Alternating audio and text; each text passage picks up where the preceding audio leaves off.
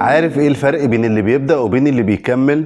اللي بيكمل مش دايما متحمس بس دايما ملتزم. ولو مستني الحماس فانا بحب اقولك ان الحماس كدبة. الحماس زي السكر بيديك طاقة بس بعد شوية هتقع.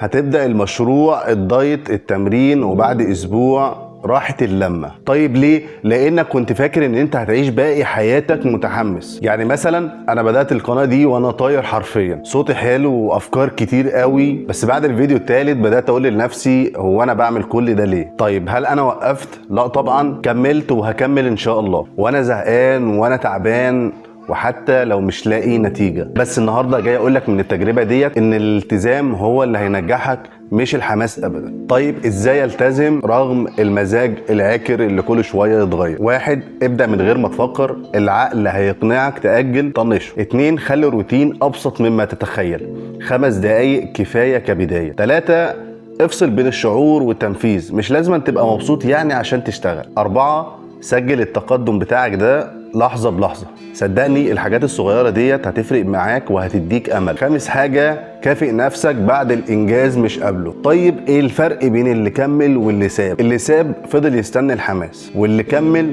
قرر يشتغل وهو تعبان وهو زهقان. اللي ساب قال انا مش جاهز دلوقتي، واللي كمل جاهز او مش جاهز هو هيشتغل. ولو رجع بيا الزمن كنت هفهم ان الالتزام قرار مش احساس، وكنت هبدأ كل يوم بسؤال انا هشتغل النهارده حتى لو مش متحمس. ولو انت لسه بتستنى الحماس صدقني الحلم هيستناك كتير لحد ما حد تاني يسرقه منك. لو عجبك الفيديو اشترك وفعل الجرس وابدأ دلوقتي مش لما تتحمس، واكتب لي في الكومنتات ايه الحاجة اللي انت ناوي تلتزم بيها.